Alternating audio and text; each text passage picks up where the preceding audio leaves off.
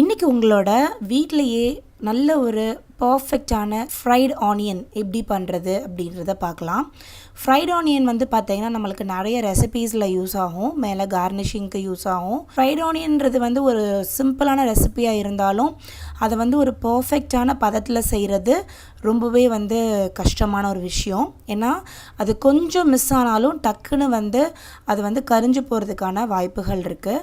So இன்றைக்கி வந்து பார்த்திங்கன்னா பர்ஃபெக்டான ஒரு ஃப்ரைட் ஆனியன் கரெக்டான டைமில் எப்படி நம்ம ஸ்டவ் ஆஃப் பண்ணணும், எப்படி அந்த கோல்டன் ப்ரௌன் கலர் எடுத்துகிட்டு வரணும், எப்படி கிறிஸ்பியாக வைக்கணும், எப்படி ஆயில் கம்மியாக வந்து நம்ம வந்து ஃப்ரை பண்ணணும், ஆயில் எவ்வளோ ஊற்றி ஃப்ரை பண்ணணும், இது எல்லாத்தையுமே ரொம்ப டீட்டெயில்டாக இந்த வீடியோவில் ஷேர் பண்ணிக்க போகிறேன். ஸோ நீங்கள் ஒரு பர்ஃபெக்டான ஃப்ரைட் ஆனியன் பண்ணி வச்சுக்கணும்னு ஆசைப்பட்றீங்கன்னா இந்த டீட்டெயில்டு வீடியோவை ஃபுல்லாக பார்த்து தெரிஞ்சுக்கோங்க. ஃபஸ்ட்டு நான் வந்து இன்றைக்கி ஒரு 6 வெங்காயம் எடுத்திருக்கேன். 6 வெங்காயத்தையுமே தோல் சீச்சு எடுத்து வச்சுருக்கேன். இப்போ தோல் சீச்ச இந்த வெங்காயத்தை வந்து பார்த்திங்கன்னா அந்த மேலே வந்து ஒரு ஹார்டான கண்ணு பகுதி இருக்கும், அதை வந்து கத்தியை வச்சு இந்த மாதிரி வந்து அதை ஸ்கூப் பண்ணி எடுத்துடுங்க. அதுக்கப்புறம் 2 இதை வந்து கட் பண்ணிக்கலாம். கட் பண்ணதுக்கப்புறம் இதை நல்ல மெல்லிஸாக ஸ்லைஸ் பண்ணிக்கோங்க. இது எவ்வளோக்கு எவ்வளோ உங்களால் மெல்லிஸாக ஸ்லைஸ் பண்ண முடியுதோ அவ்வளோக்கு எவ்வளோ மெல்லிஸாக ஸ்லைஸ் பண்ணிக்கோங்க. அண்ட் ஈவன் சைஸஸாக இருக்கிற மாதிரி பார்த்துக்கோங்க முடிஞ்ச அளவுக்கு. இதுக்கு ஒரு ஈஸி ட்ரிக் நான் சொல்கிறேன். நான் வந்து கத்தியில் தான் இன்றைக்கி ஸ்லைஸ் பண்ணியிருக்கேன்.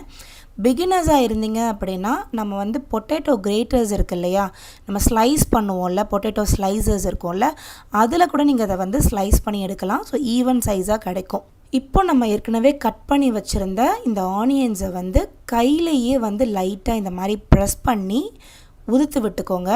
பார்த்தீங்கன்னா தெரியும், ஒன்றோட ஒன்று ஒட்டாமல் நல்லா இதெல்லாம் தனித்தனியாக உதிரியாக கிடச்சிருச்சு. இது பண்ணுறதுனால நம்மளுக்கு ஈவனாக குக் ஆகும். ஃப்ரை பண்ணும்போது இதில் இருக்கக்கூடிய எக்ஸ்ட்ரா மாய்ஸ்சரும் வெளியில் வந்துடும். ஸோ டக்குன்னு ரொம்ப லாங்காக ஃப்ரை ஆகாமல் டக்குன்னு ஃப்ரை ஆகி கிடைக்கும். அடுத்து இப்போ நான் இங்கே வந்து ஸ்டவ்வை ஆன் பண்ணிவிட்டு ஒரு கடாய், ஸ்மால் சைஸ் கடாய் எடுத்து வச்சுருக்கேன். ஒரு 8 இன்ச் கடாய் எடுத்து வச்சுருக்கேன். அடுத்து இதில் வந்து கடாயோடைய கால் பங்கு, அதாவது கால் அளவுக்கு தான் எண்ணெய் வந்து ஊற்றிருக்கேன். அதிகமான எண்ணெய் வந்து இதில் ஊற்றக்கூடாது. எண்ணெய் நல்லா வந்து சூடு ஆயிடுச்சா அப்படின்னு செக் பண்ணுறதுக்கு ஒரு உடன் ஸ்பூனை வந்து உள்ளே விட்டிங்க அப்படின்னா பபுள்ஸோடைய ஸ்ப்ரெட்டிங் பாருங்கள் எவ்வளோ ஃபாஸ்ட்டாக இருக்குதுன்னு சொல்லிட்டு. இந்த அளவுக்கு ஃபாஸ்ட்டாக இருக்குன்னா அந்த ஆயில் வந்து பார்த்திங்கன்னா ஃப்ரையிங் டெம்பரேச்சர் ரீச் ஆகிடுச்சின்னு அர்த்தம். இப்போது நம்ம ஏற்கனவே வந்து உதுத்து வச்சுருக்க வெங்காயத்தை ஒன்றோட ஒன்று ஒட்டாமல் கையிலேயே அப்படி ஸ்ப்ரெட் பண்ணி தூவி விடுங்க. எண்ணெயில் விட்டதுமே நீங்கள் பார்த்தீங்கன்னா தெரியும், எண்ணெய் அப்படியே மேலே வரைக்கும் வரும்.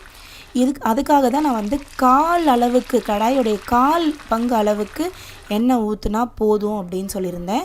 ஏன்னா எண்ணெய் அதிகமாக ஊற்றிட்டிங்க அப்படின்னா அந்த வெங்காயம் போட்டதுமே அதில் இருக்க மாய்ஸ்சர் கண்டென்ட்னால ஆயில் வந்து நல்லா பொங்கும். அப்போ அதிகமாக எண்ணெய் ஊற்றும் போது என்ன ஆகும்னா கடாயை விட்டு வெளியில் எண்ணெய் வெளியில் தெரிக்கிறதுக்கான சான்சஸ் அதிகம். ஸோ கால் பங்கு அளவுக்கு எண்ணெய் விட்டுக்கோங்க. அது ரொம்ப ரொம்ப முக்கியமான ஒரு பாயிண்ட். இப்போ இந்த போட்ட வெங்காயத்தை எல்லாத்தையுமே நல்லா வந்து மிக்ஸ் பண்ணி விடுங்க. ஃபஸ்ட்டு அது ஒரு லைட் பிங்க் கலரில் மாறும். அந்த லைட் பிங்க் கலர் மாறினதுக்கப்புறம் அந்த ஆயில் வந்து என்ன ஆகும்னா வெங்காயத்தில் இருக்க மாய்ஸ்சரை வந்து கொஞ்சம் கொஞ்சமாக வந்து அது வந்து ஃப்ரை பண்ண ஆரம்பிக்கும். அது ஃப்ரை ஆக ஆக ஆக உங்களுக்கு பார்த்திங்கன்னா தெரியும், ஃபஸ்ட்டு வெங்காயம் அதிகமாக இருந்த மாதிரி இருந்தது. எண்ணெயில் போக போக போக வந்து பார்த்திங்கன்னா அந்த வெங்காயத்தோடைய போர்ஷன் கம்மியாகும், ஆயிலோட போர்ஷன் அதிகமாகிற மாதிரி உங்களுக்கு தெரிய ஆரம்பிக்கும். இப்போ நீங்கள் பார்த்திங்கன்னா நல்ல ஒரு பேபி பிங்க் கலர் வந்து உங்களுக்கு அந்த வெங்காயத்தில் வந்திருக்கு. அடுத்து இது லைட் கோல்டன் கலராக மாற ஆரம்பிக்கும். லோ டு மீடியம் ஃப்ளேமில் வச்சு குக் பண்ணுங்கள், ஹை ஃப்ளேமில் வச்சு குக் பண்ண வேண்டாம். இப்போ நீங்கள் பார்த்தீங்கன்னா தெரியும், நல்ல ஒரு கோல்டன் ப்ரௌன் நம்மளுக்கு வந்து கிடச்சிடுச்சு. இந்த டைமில் நம்ம ஸ்டவ்வை ஆஃப் பண்ணிவிட்டு இந்த ஆயிலில் இருக்கக்கூடிய சூட்லையே நம்ம இந்த மிச்சம் இருக்க வெங்காயத்தை நம்ம வந்து ஃப்ரை பண்ணி எடுக்க போகிறோம். ஏன்னா இதுக்கு மேலே நம்ம ஸ்டவ் ஆனில் வச்சுருந்தோன்னா இந்த கோல்டன் ப்ரௌன்லேருந்து பிளாக் ஆகிறதுக்கு ரொம்ப நேரம் ஆகாது. வித்தின் 2 to 3 மினிட்ஸ்லேயே ஆகிடும். ஸோ கொஞ்சம் மிஸ் ஆனாலும் நம்மளுடைய வெங்காயம் வந்து கரிஞ்சு போகிறதுக்கான சான்சஸ் அதிகமாக இருக்குது. இப்போ இந்த எண்ணெயோட சூட்லேயே நான் இப்போ காமிச்சிருக்கேன் இல்லையா, ஒரு சர்க்குலர் மோஷனில் சுற்றி விட்டு நல்லா இதை வந்து நம்ம குக் பண்ணி எடுத்துக்கலாம். இப்போ எல்லாமே வந்து பார்த்திங்கன்னா நல்ல ஒரு கோல்டன் ப்ரௌன் வந்துருச்சு. இப்போது இந்த மாதிரி ஒரு ஜல்லடை கரண்டி வச்சுக்கோங்க, இல்லை ஒரு கண்ணு கரண்டி எடுத்துக்கோங்க. அதை வச்சு இந்த மாதிரி வந்து எண்ணெயை வடித்து எடுத்துக்கலாம்.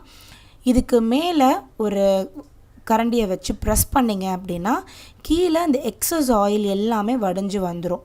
இதில் நிறைய ஆயில் வந்து வெங்காயம் வந்து குடிச்சு வச்சுருக்கோம். நம்ம இதை ப்ரெஸ் பண்ணுறது மூலயமா அந்த எக்ஸஸ் ஆயில் எல்லாத்தையுமே வந்து நம்ம எடுத்துடலாம்.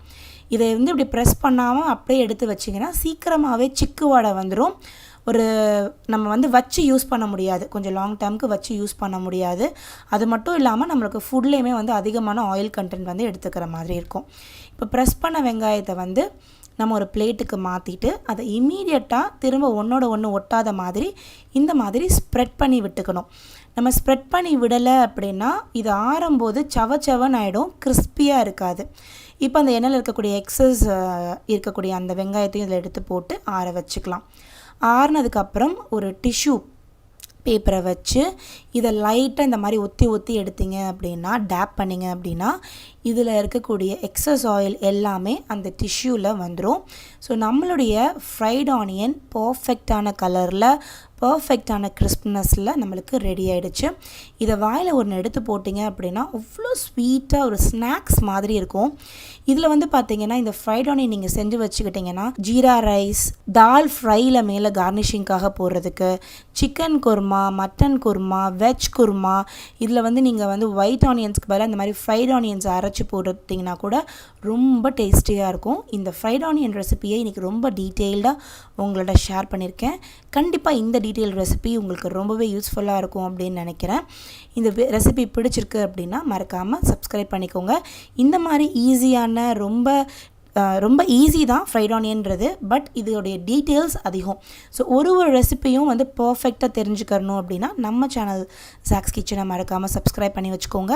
பக்கத்தில் இருக்க பெல் பட்டனையும் கிளிக் பண்ணுங்கள். நீங்கள் கொடுக்குற ஒரு லைக் எனக்கு நிறையவே என்கரேஜ்மெண்ட்டாக இருக்கும்.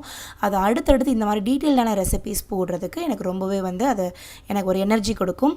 ஸோ நான் உங்களை அடுத்த வீடியோவில் சந்திக்கிறேன். அது வரைக்கும் பை பாய்.